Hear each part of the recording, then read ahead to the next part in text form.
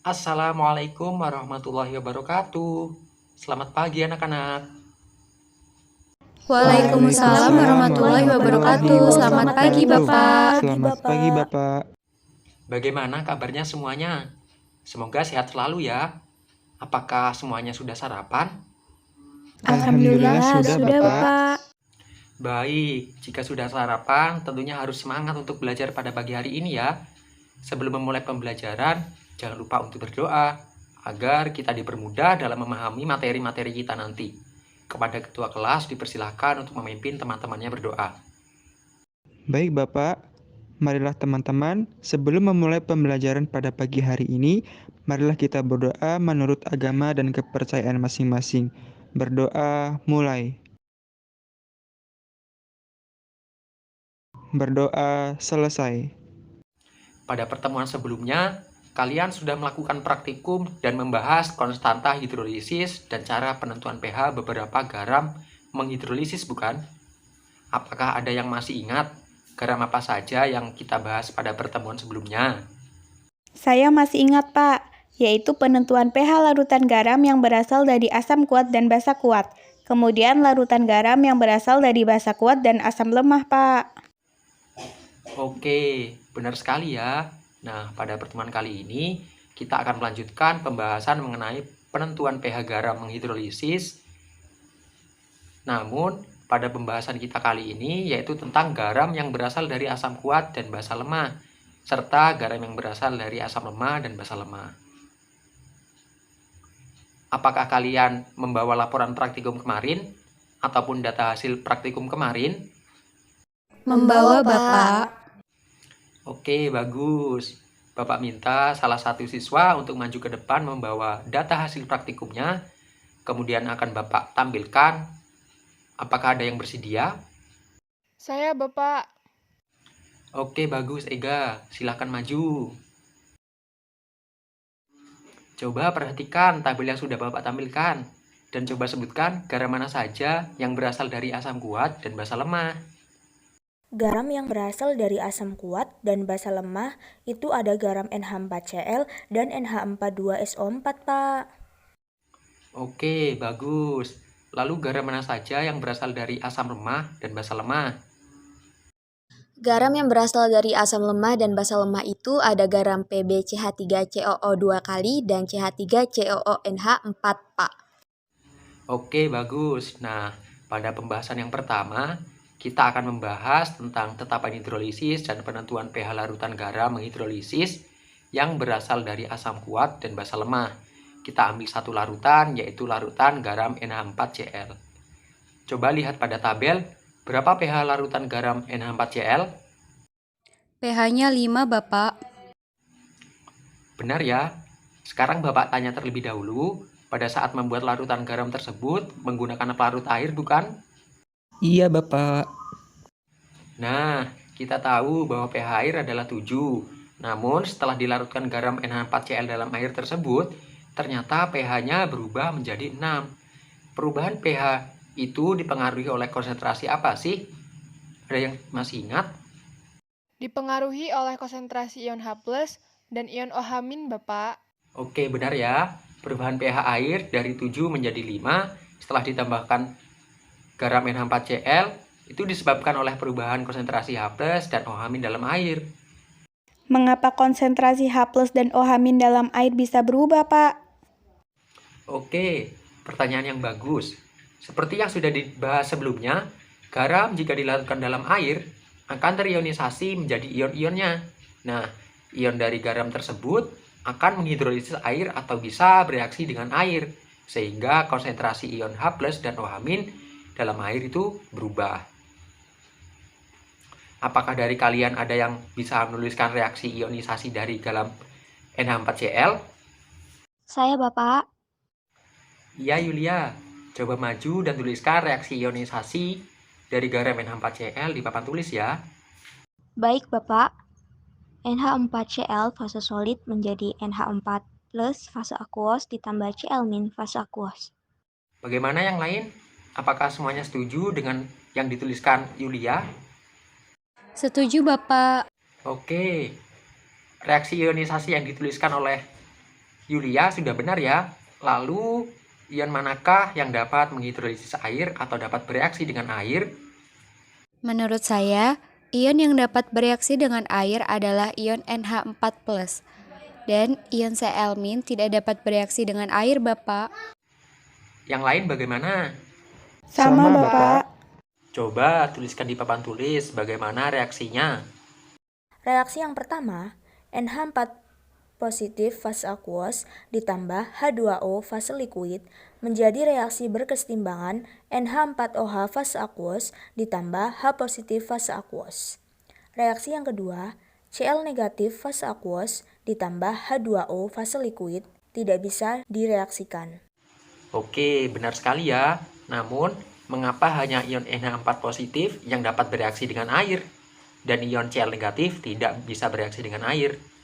Ion NH4 positif bisa bereaksi dengan air karena ion NH4 positif berasal dari basa lemah, sedangkan ion Cl negatif tidak dapat bereaksi dengan air karena berasal dari asam kuat, Bapak. Oke, benar sekali ya. Ion yang berasal dari basa lemah dapat bereaksi dengan air karena derajat ionisasi dari basa lemah itu kurang dari 1 atau hanya terionisasi sebagian dalam air, sehingga terjadi reaksi kesetimbangan. Sedangkan ion yang berasal dari asam kuat tidak dapat bereaksi dengan air karena derajat ionisasi asam kuat itu 1 atau terionisasi sempurna dalam air, sehingga terjadi reaksi berkesudahan. Sehingga garam tersebut hanya mengalami hidrolisis parsial. Dari reaksi yang sudah dituliskan, bagaimana persamaan konstanta kesetimbangannya? Adakah yang bisa menuliskan? Saya ingin mencoba, Bapak. Ya, silakan. Coba tuliskan di papan tulis ya. Baik, Bapak. Konstanta kesetimbangan sama dengan konsentrasi NH4OH dikali konsentrasi H+, dibagi konsentrasi NH4+ dikali konsentrasi H2O. Sekarang, coba tata ulang persamaan tersebut, yaitu dengan memindahkan konsentrasi air ke ruas sebelah kiri. Seperti ini ya, Pak? Iya, benar. Tentunya kalian masih ingat bukan bahwa konsentrasi air atau H2O dalam suatu larutan itu cenderung tidak berubah atau konstan. Iya, ingat Bapak. Karena konsentrasi H2O cenderung konstan, maka konsentrasi H2O tersebut kita anggap suatu konstanta. Dan jika konstanta dikalikan dengan konstanta, maka akan menghasilkan konstanta baru. Konstanta inilah yang disebut dengan konstanta hidrolisis atau tetapan hidrolisis yang dilambangkan dengan KH. Adakah yang dapat menuliskannya? Saya, Pak. KH sama dengan konsentrasi NH4OH dikali dengan konsentrasi H positif dibagi dengan konsentrasi NH4 positif. Baik, benar ya. Sekarang kita kembali lagi ke persamaan reaksi kesetimbangannya, yaitu NH4 positif dalam fase aqueous plus H2O dalam fase liquid, reaksi berkesetimbangan dengan NH4OH dalam fase aqueous plus H positif dalam fase aqueous. Coba amati konstanta stokiometri dari reaksi tersebut. Karena reaksi tersebut merupakan reaksi kesetimbangan, manakah spesi yang memiliki konsentrasi sama? Yang memiliki konsentrasi sama adalah NH4OH dan H+, Bapak. Bagaimana yang lain? Apakah ada yang memiliki pendapat lain? Oh, mungkin yang lainnya masih pada bingung ya. Coba Inge jelaskan kepada teman-temannya. Baik, Bapak. Pertama-tama kita misalkan konsentrasi mula-mula ion NH4 positif sebanyak A, lalu bereaksi sebanyak B. Oleh karena itu, reaksi keadaan setimbangnya yaitu A-B. Kemudian NH4OH dan H positif, konsentrasi mula-mulanya yaitu 0, kemudian bereaksi sebanyak B, maka reaksi keadaan setimbangnya yaitu B. Oleh karena itu, konsentrasi NH4OH dan H positif sama. Oke, bagus sekali ya penjelasannya. Setelah kita mengetahui bahwa konsentrasi NH4OH itu sama dengan H+, coba substitusikan ke persamaan tetapan hidrolisis atau KH. Apakah ada yang mau menuliskannya? Saya, Bapak. KH sama dengan konsentrasi H plus kuadrat dibagi dengan konsentrasi NH4+. Baik, terima kasih Safitri. Apa yang dituliskan oleh Safitri ini sudah benar ya. Karena kita akan mencari pH larutan tersebut, persamaan tersebut bisa kita ubah menjadi seperti ini. Konsentrasi H plus kuadrat sama dengan KH dikali konsentrasi NH4+. Konsentrasi H plus sama dengan akar dari KH dikali konsentrasi NH4+. Sekarang, coba perhatikan kembali reaksi ionisasi dari garam NH4Cl. Karena suatu garam terionisasi sempurna dalam air, tentunya konsentrasi ion NH4+ sama dengan konsentrasi apa? Sama dengan konsentrasi awal garam, Bapak. Oke, benar sekali ya. Sehingga kita bisa menuliskan persamaannya menjadi konsentrasi H+ sama dengan akar dari KH dikali konsentrasi garam. Setelah menemukan konstanta hidrolisis dan persamaan untuk mencari konsentrasi H+ menggunakan KH, sekarang Bapak ingin bertanya, dalam suatu wadah yang berisi garam NH4Cl, selain ada sistem kesetimbangan hidrolisis, ada sistem kesetimbangan apa lagi sih? Oke, baik. Jika masih bingung, akan Bapak beri clue ya. Pada saat kalian melarutkan garam tersebut, menggunakan pelarut apa sih? Pelarut air, Bapak. Berarti ada sistem kesetimbangan air, Bapak. Iya, pintar sekali. Coba tuliskan persamaan reaksinya di depan ya. Baik, Bapak. Oke, bagus. Tapi selain itu masih ada satu sistem kesetimbangan lagi loh dalam wadah tersebut. Adakah yang tahu? Belum tahu, Bapak. Baik. Pada saat terjadi reaksi hidrolisis ion NH4 positif menghasilkan suatu senyawa. Senyawa apa itu? Adakah yang tahu? Senyawa NH4OH, Bapak, yang merupakan basa lemah. Berarti ada sistem kesetimbangan basa lemah juga ya, Pak, dalam wadah tersebut. Nah, benar sekali ya. Coba tuliskan persamaan reaksinya ya di depan. Baik, Pak. Oke, benar sekali ya. Sekarang kita mempunyai 3 sistem kesetimbangan, yaitu sistem kesetimbangan hidrolisis, sistem kesetimbangan air, dan sistem kesetimbangan basa lemah. Ternyata 3 sistem tersebut saling berhubungan loh. Karena kalian sudah belajar tentang kesetimbangan, coba gunakan sistem kesetimbangan air dan sistem kesetimbangan basa lemah untuk mendapatkan sistem kesetimbangan hidrolisis. Bapak beri waktu 10 menit ya untuk berdiskusi. Saya sudah, Bapak. Oke, silakan maju ke depan. Baik, Bapak. Oke, benar sekali ya. Karena sistem kesetimbangan basa lemah dibalik, maka konstanta kesetimbangannya dibalik juga. Dari persamaan yang sudah dituliskan teman kalian, bagaimanakah hubungan dari ketiga sistem kesetimbangan tersebut? Saya ingin mencoba, Bapak. Dari sistem kesetimbangan yang telah dituliskan, berarti berlaku persamaan KH sama dengan KW dikali 1/KB, atau bisa disederhanakan menjadi KH sama dengan KW per KB. Baik, benar sekali ya. Di awal tadi kita sudah mendapatkan persamaan konsentrasi H+ sama dengan akar dari KH dikali konsentrasi garam. Dan sekarang kita mendapatkan persamaan KH sama dengan KW per KB. Coba kalian substitusikan persamaan kedua ke persamaan awal. Baik, Bapak. Hasilnya seperti ini bukan, Pak? Konsentrasi H+ sama dengan akar KW per KB dikali konsentrasi garam. Oke, benar ya. Jadi, sekarang kita mempunyai 2 persamaan untuk mencari konsentrasi ion H+ dalam larutan garam yang berasal dari asam kuat dan basa lemah. Semisal kita sudah mengetahui konsentrasi H+ dalam larutan tersebut, lalu bagaimana cara kita untuk mencari pH-nya? Menggunakan persamaan pH sama dengan min log konsentrasi H+, Bapak. Oke, bagus. Apakah sampai di sini sudah paham semua? Sudah, Bapak. Baik, jika sudah paham semua, coba hitung berapa pH dari larutan garam NH4Cl pada tabel. Jika diketahui KBNH4OH yaitu 1,8 kali 10 pangkat min 5. Buktikan apakah pH dari perhitungan sama dengan pH pada tabel hasil eksperimen.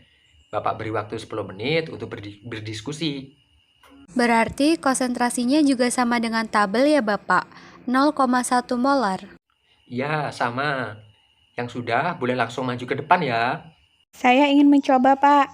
Didapat konsentrasi H+ sama dengan 7,45 kali 10 pangkat min 6.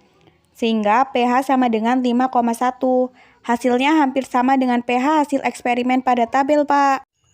Oke, benar ya hasil perhitungannya. Good job. Karena hasil perhitungannya hampir sama dengan hasil eksperimen, tentunya persamaan tersebut bisa digunakan untuk memperkirakan suatu pH larutan garam. Sampai di sini apakah ada yang ditanyakan? Tidak, sudah jelas, Jelas, Pak. Pak. Baik, jika sudah paham semua mengenai tetapan hidrolisis dan cara menentukan pH larutan garam yang berasal dari asam kuat dan basa lemah, kita lanjutkan pembahasan mengenai larutan garam yang berasal dari asam lemah dan basa lemah. Sekarang coba amati tabel kembali dan sebutkan mana saja larutan garam yang berasal dari asam lemah dan basa lemah. Larutan garam yang berasal dari asam lemah dan basa lemah itu ada dua dalam tabel, yaitu larutan PbCH3COO 2 kali dan CH3COONH4, Pak. Oke, benar sekali ya. Sekarang kita akan membahas larutan garam CH3COONH4 terlebih dahulu. Apakah ada yang bisa menuliskan reaksi ionisasi dari CH3COONH4? Saya, Bapak. Oke, benar sekali ya. Seperti pembahasan kita sebelumnya, bahwa ion yang berasal dari asam lemah dan basa lemah bisa mengalami reaksi hidrolisis. Lalu ion manakah dari garam CH3COONH4 yang mengalami hidrolisis? Dapat mengalami hidrolisis semua, Bapak, karena ion dari garam CH3COONH4 adalah ion yang berasal dari asam lemah dan basa lemah. Oke, benar sekali. Nah, inilah yang disebut dengan hidrolisis total. Baik anion maupun kationnya mengalami hidrolisis. Lalu, adakah yang bisa menuliskan reaksi hidrolisisnya? Saya ingin mencoba, Bapak. Ya, coba silahkan tulis di papan tulis ya. Baik, Bapak.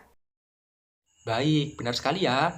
Karena anion dan kationnya bisa mengalami reaksi hidrolisis, kita bisa menuliskan reaksi tersebut menjadi satu reaksi seperti ini.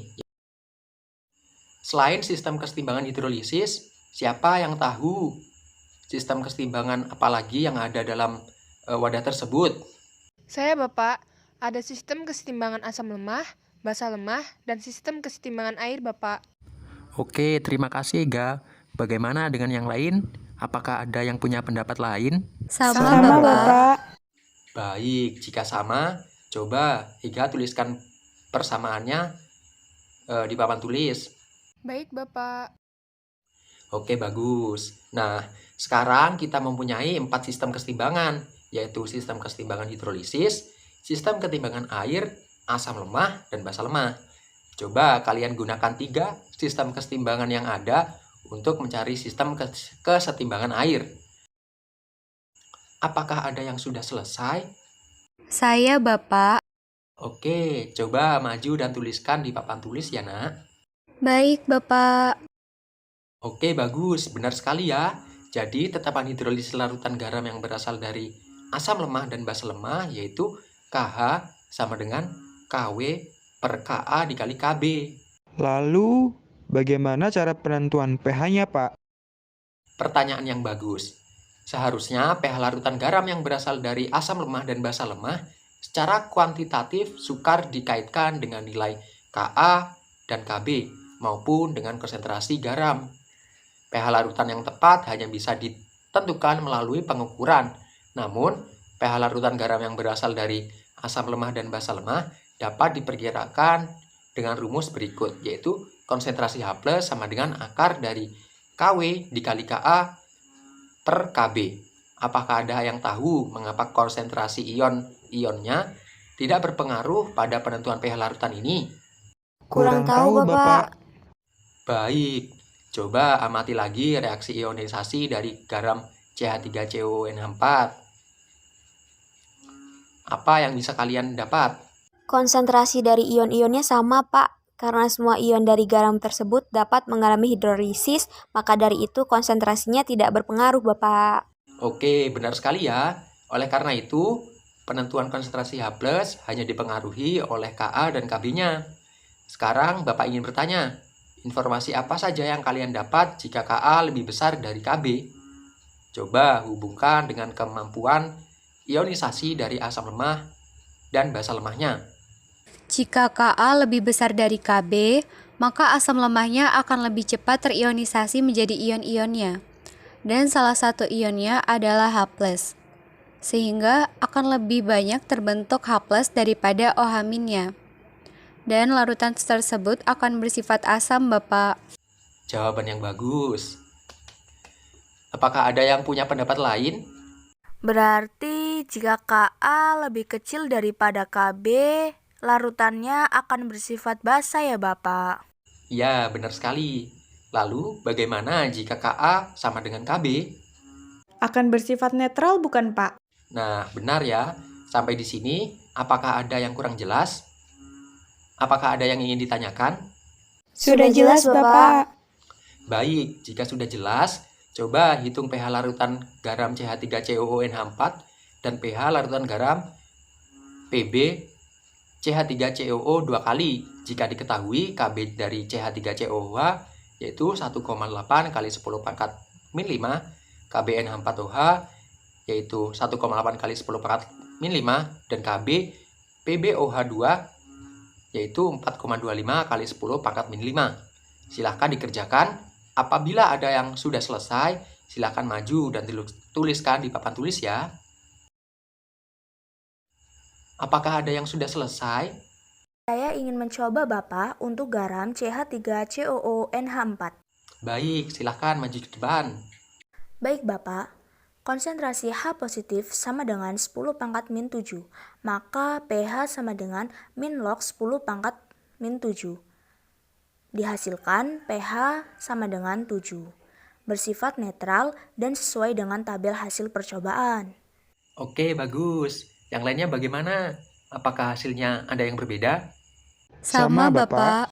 Oke, jika semua sama, siapa yang ingin mencoba untuk garam Pb CH3COO 2 kali? Saya ingin mencoba, Bapak. Baik, silakan maju. Baik, Bapak. pH-nya sama dengan 5,1, bersifat asam, dan pH-nya hampir sama dengan hasil percobaan. Oke, bagus. Yang lain bagaimana? Apakah hasilnya ada yang berbeda? Sama, Bapak. Baik, jika semuanya sama, sampai di sini apakah ada yang ingin ditanyakan lagi? Cukup, Bapak. Baik, jika cukup, karena jam pelajaran Bapak sebentar lagi habis, mungkin pertemuan kita untuk hari ini sampai di sini dulu ya. Untuk memperdalam pemahaman kalian, silahkan kerjakan 2 soal pada halaman 277 pada buku cetak dan dikumpulkan pada pertemuan selanjutnya. Baik, Bapak. Terima kasih atas antusiasme kalian dalam pelajaran kimia pada hari ini. Semoga apa yang kita pelajari kali ini mendapat barokah dari Allah Subhanahu wa taala. Dan Bapak akhiri, wassalamualaikum warahmatullahi wabarakatuh. Selamat siang. Waalaikumsalam warahmatullahi wabarakatuh. Selamat siang, Bapak. Terima kasih, Bapak. Terima kasih, Bapak.